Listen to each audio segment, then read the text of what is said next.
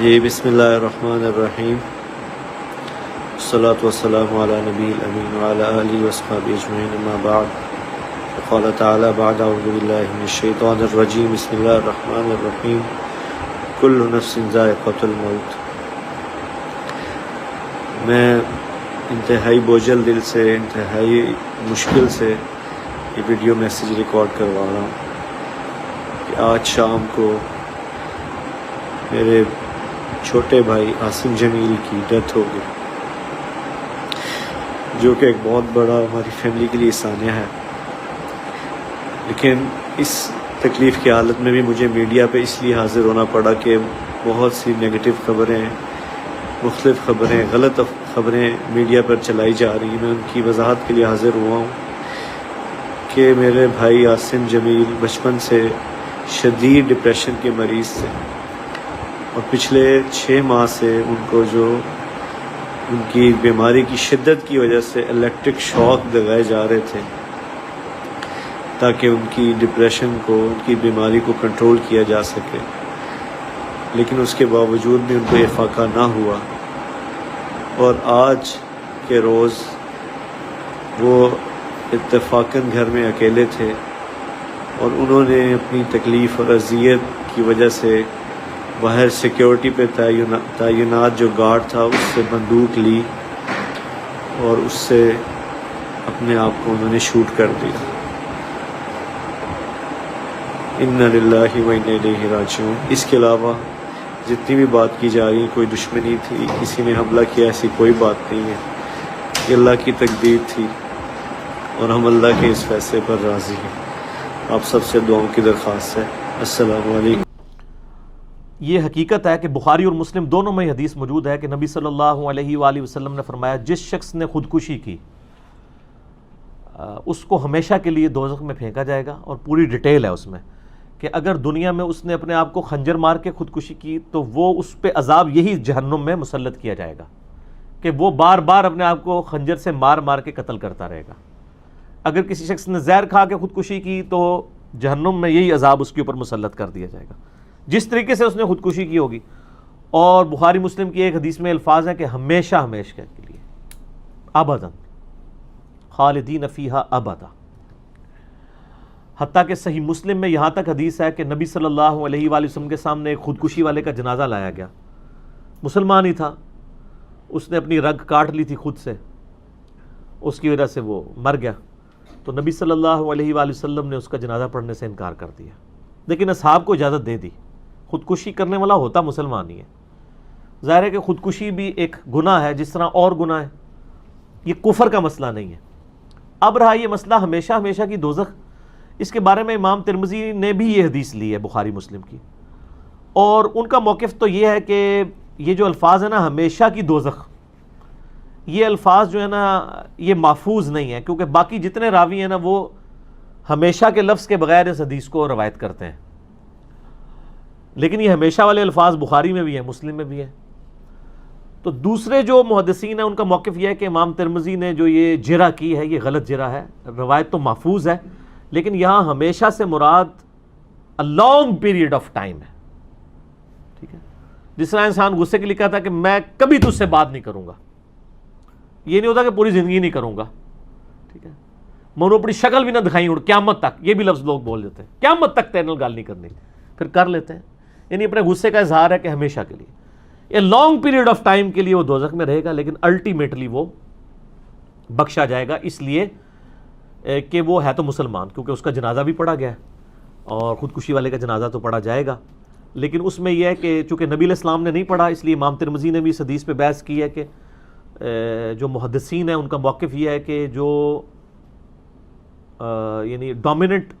Personalities ہیں، جو عالم ہیں، جن کے لوگ فالورز ہیں، وہ لوگ خودکشی والے کا جنازہ نہ پڑھیں، تاکہ وہ ایک انڈیکیٹر، ایک سگنل جائے باقی لوگوں کو کہ اس نے چونکہ خودکشی کی تھی اس لیے اس کا جنازہ نہیں پڑھا گیا۔ نبی علیہ السلام نے اسی لیے نہیں پڑھا۔ ایون بخاری مسلم میں آتا ہے آپ علیہ السلام نے مکروز کا جنازہ نہیں پڑھا، اور بخاری مسلم میں یہ بھی حدیث ہے کہ شہید کا ہر گناہ معاف ہو جاتا ہے سوائے قرض کے۔ پھر بخاری مسلم کی اس حدیث میں آتا ہے کہ وہ مکروز کا جنازہ نہیں پڑھا، آپ نے فرمایا تم پڑھ لو میں نہیں پڑھوں گا، پھر ایک صحابی نے ذمہ داری لی تو پھر نبی علیہ السلام جنازہ پڑھانے کے لیے آمادہ ہوئے۔ اچھا اب خودکشی والے کا جو جنازہ ہے نا جی، وہ آپ علیہ السلام نے تو نہیں پڑھا، لیکن آپ نے اصحاب کو روکا نہیں ہے، ذرا ایک گناہ ہے۔ اس میں ایک موقف یہ بھی آیا کہ جو بندہ خودکشی کو حلال سمجھ کے کر لے تو وہ چونکہ کفر کرے گا اور کفر پہ مرا ہے تو ہمیشہ کے لیے دوزخ ہے، تو یہ بات بالکل ٹھیک ہے۔ لیکن مسلمانوں میں کوئی بھی شخص خودکشی کو حلال سمجھ کے تو نہیں کر رہا ہوتا، وہ جس طرح باقی گناہ جو ہیں وہ نفس سے مغلوب ہو کے کرتا ہے، زنا کر بیٹھا، چوری کر بیٹھا، کسی کو قتل کر بیٹھا، یہ نفس سے مغلوب ہوتا ہے نا، وہ یہ تو نہیں کوئی بھی مسلمان جو قاتل ہے اس سے بھی اگر آپ پوچھیں کہ یار کسی مسلمان کو مارنا جائز ہے یا کسی کافر کو بھی ناحق قتل کرنا، تو اس کو بھی پتا ہوتا ہے نہیں جی، سورۃ المائدہ میں آیت ہے جس نے ایک انسان کو قتل کیا گویا اس نے پوری انسانیت کو قتل کیا، تو یہ ہے تو غلط ہے، لیکن بس مجھے غصہ تھا۔ آپ سر ان سے پوچھیں جو قاتلین جو ہے نا، ذرا ایک بار جیل کا، میں کہتا ہوں یہ صرف ہمارے میڈیا کے لوگ نا جو جیل میں لوگ قید ہیں نا، ان کے لائیو انٹرویوز جو ہے نا پبلک کو دکھا دیں تو باقی لوگ بندے کے پتر مر جائیں گے، حقیقت بات۔ جو لوگ اس طرح اندر قید ہے نا وہ کہتے ہیں جی آپ کو کوئی تھپڑ مارے، گالیاں دے، آپ کے منہ پہ تھوک بھی دے نا تو پائی معافی مانگ کے تسی سیٹ ہو جائے گا، ماریو نہ کسی نو۔ سر 15-20 سال جس کو جیل کاٹنی پڑ جائے، آپ کو 15 سال کے لیے اپنے گھر کے کمرے میں بھی قید کر دیں تو آپ مر جائیں گے اس تصور سے ہی، تو یہ بہت بڑی سزا ہوتی ہے۔ تو لہٰذا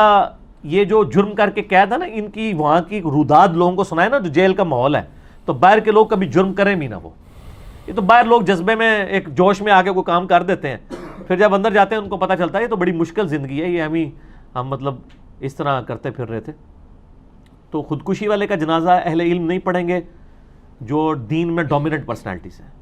میں نے کئی دفعہ بتایا کہ ہمارے درس میں ایک بھائی آتے تھے، 2008-9 کی بات ہے، جب میں گھر میں سنڈے والے دن کو سناسر سیشن کرتا تھا، اس میں 8-10 لوگ ہی ہوتے تھے اس وقت، تو دعوت اسلامی سے تھے، تقریباً 17-18 سال عمر تھی ان کی، حفظ قرآن کیا ہوا تھا انہوں نے، اور ماشاءاللہ قرآن ان کو اچھا آتا تھا، پھر وہ ترجمہ کلاس میں بھی بیٹھنا شروع ہوئے، ان کے عقائد کی بھی اصلاح ہونا شروع ہو گئی تھی۔ اچانک ایک دن خبر آئی کہ وہ فوت ہو گئے، تو جب تحقیق کی تو پتہ چلا کہ وہ خودکشی کی تھی، کوئی چکر تھا، بل وہ مجھے اب ڈیٹیل نہیں پتہ کیا تھی، وہ اس نے یہ وہ جو سویپ ہوتا ہے نا، یہ تیزاب یہ پی لیا تھا۔ تیزاب تو تھوڑا سا بھی اندر گلے میں چلا جائے تو وہ تو اندر آنتوں کو کاٹ دیتا ہے نا، اس کی تو ریکوری نہیں ہوتی۔ تو جیلم کی ہسٹری کا سمجھ لیں چند بڑے جنازوں میں سے ایک وہ جنازہ تھا۔ یہاں پہ جوان موت کی وجہ سے لوگ چلے گئے نا، اب میرے تو درس میں آتا تھا، میرے ساتھ اس کا تعلق بھی تھا، سب کچھ تھا، میں صرف اس وجہ سے جنازے میں شامل نہیں ہوا کہ میری طرف سے ایسا سگنل نہیں جانا چاہیے کہ ایسے بندے کا جنازہ میں نے پڑھا ہے جس کو لوگ، یعنی اس وقت تو خیر اتنی فالوئنگ نہیں تھی، لیکن ہمارے اپنے لوگ تو جانتے ہی تھے نا میرے علاقے کے، اور مجھے پتا تھا کہ نبی الاسلام نے اس طرح پڑھنے سے منع فرمایا۔ باقیوں کو روکنا نہیں چاہیے، ہم نے کسی کو روکا نہیں ہے، لیکن میں نے جنازہ نہیں پڑھا تھا۔ اور یہاں پہ جو لڑکی لڑکا بھی خودکشی کر لیتے ہیں عشق مشوقی کے چکر میں، ان کا جنازہ بہت بڑا ہوتا ہے، تو یہ آپ خودکشیوں کو خود پروموٹ کر رہے ہیں نا سر، مطلب ایک مسلمان کو تو زیب نہیں دیتا کہ وہ خودکشی کرے۔ اسی لیے آپ دیکھ لیں کہ جو لوگ پریکٹسنگ مسلمان ہیں نا، چاہے وہ کسی بھی فرقے کے ہیں، وہ خودکشی نہیں کرتے، کیونکہ ان کو پتا ہوتا ہے کہ یہ گناہ بہت بڑے لیول کا گناہ ہے۔ میں نے ویسے آج تک نہیں سنا کسی مولوی نے خودکشی کی ہو، اور تسی یہ نہیں کہنا کہ مولوی صاحب ویسے ہی روٹی ٹکر پورا ہو جاتا ہے، انہیں کوئی خودکشی کرنی ہے، اتنا بھی نہیں ہے، مشکل لائف گزار رہے ہوتے ہیں، لیکن دین پہ چلنے کی وجہ سے کم از کم اتنی سمجھ ضرور آ جاتی ہے کہ جو تھوڑا بہت بھی دین کا جاننے والا ہے نا، وہ خودکشی کرتا نہیں ہے۔ یہ سارے دنیا کے چکر میں کر رہے ہوتے ہیں، جتنے دیندار لوگ ہیں نا ان میں بہت کم ریشو ہے، نگلیجیبل ہے، اور جو دنیا سے محبت کرنے والے ہیں، آپ یورپ امریکہ میں دیکھ لیں خودکشی کا رجحان کیا ہے، وہ دنیا اورینٹڈ ہے، ان میں دنیا میں کوئی ناکامی آ گئی وہ کہتے ہیں جناب بس اب اس دنیا میں ہمارے لیے کچھ نہیں رہا، اب تو کہتے ہیں کہ مر جائیں گے،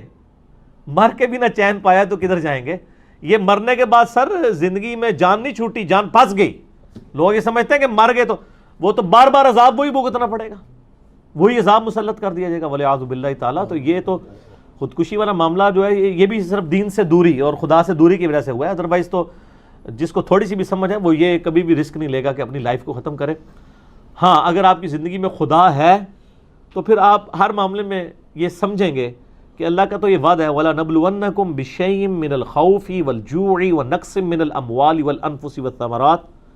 ہم تمہیں ضرور آزمائیں گے خوف سے، بھوک سے، جان اور مال میں نقصان سے، الٹیمیٹلی چیک کریں گے کون صبر کرنے والا ہے۔ انبیاء کرام پہ تھوڑی تکلیف آئی ہیں، جامع ترمذی میں حدیث ہے سب سے زیادہ تکلیف پیغمبروں پہ آتی ہیں، اس کے بعد ان پہ آتی ہیں جو پیغمبروں کے بعد اللہ تعالیٰ کو محبوب ہوتے ہیں، اور اس کے بعد ان پہ آتی ہیں جو ان کے بعد اللہ تعالیٰ کو سب سے بڑھ کر محبوب ہوتے ہیں۔ حضرت حسین بن علی رضی اللہ تعالیٰ عنہ علیہ السلام پہ کتنی تکلیف آئی ہے، کوئی سوچ سکتا ہے کہ پورا خاندان جو ہے وہ ایک ہی دن کے اندر ختم کر دیا جائے سمیت ان کے، اور نہ صرف ختم کیا جائے بلکہ گھوڑوں کے ٹاپوں کے نیچے لاشوں کے ٹکڑے کیے جائیں۔ سر لوگ تو دنیا میں مثال دیتے ہیں نا جی، وہ جوان بیٹے کی لاش جو ہے وہ ایک باپ کے کاندھے کے اوپر سب سے بڑی وزنی دنیا میں چیز، اور وہاں پہ کتنے بیٹے قربان ہو گئے اور ایک ایک کی لاش حضرت حسین بن علی خود اٹھا رہے ہیں۔ تو سر پھر مرتبہ جب ملتا ہے تو پھر وہ تکلیف بھی اٹھانی پڑتی ہے۔ یہاں لوگ سمجھتے ہیں تکلیف کا مطلب یہ ہے کہ کوئی اللہ تعالیٰ کی طرف سے یہ ایسا نہیں ہونا چاہیے تھا، اس میں قصور ہمارے واعظین کا بھی ہے۔ یہ جو لوگوں کو کہانیاں کرا رہے ہیں جی آپ بس جی نماز شروع کر دیں تو ساری تکلیفیں دور ہو جائیں گی، سر یہ کہاں لکھا ہوا ہے؟ تو نبی علیہ السلام ان کے صاحب نمازیں نہیں پڑھتے تھے، ان کی تکلیفیں کیوں نہیں دور ہوئی ہیں؟ تکلیفیں تو آنی ہیں، اور سر لوگوں کو تکلیفوں کے لیے گائیڈ کریں۔ گاڈ کے تصور کے بغیر آپ دنیا نہیں گزار سکتے، کڑ کڑ کے مر جائیں گے، ٹھیک ہے؟ اس میں آپ کو صرف ایک آیت ضمناً بتا تو مجھے یعنی چلتے ہوئے یاد آ گئی، سورہ الحدید میں ایک آیت ہے جس میں اللہ نے فلسفی بھی بتا دی۔ اعوذ باللہ من الشیطان الرجیم، بسم اللہ الرحمن الرحیم۔ سورۃ الحدید کی آیت نمبر 22 ہے، یہ کرامت ہے جی، ڈائریکٹ ہی نکل آئی ہے۔ ما اصاب من مصیبت فی الارض، کوئی مصیبت بھی نہیں جو زمین میں آئے، ولا فی انفسکم، اور نہ تمہاری جانوں میں، یعنی زمین میں جو زلزلے آتے ہیں، زمین میں جو وبائی امراض پھیلتے ہیں، زمین میں جو طوفان آتے ہیں، سیلاب آتے ہیں، جن میں اجتماعی لوگ قتل ہو جاتے ہیں عذاب کی وجہ سے، مر جاتے ہیں، چاہے یہ تکلیف ہو، ولا فی انفسکم، اور نہ وہ تکلیف جو تمہارے اپنی جانوں پہ آتی ہیں، یعنی کسی کو بلڈ کینسر ہو گیا، کسی کی ایکسیڈنٹ میں ٹانگیں ضائع ہو گئیں، کسی کی ایکسیڈنٹ میں آنکھیں ضائع ہو گئیں، کسی کی بیماری کی وجہ سے گردے فیل ہو گئے، یہ ساری جتنی بھی تکلیفیں ہیں اللہ تعالیٰ فرماتا ہے الا فی کتاب من قبل ان نبرأھا،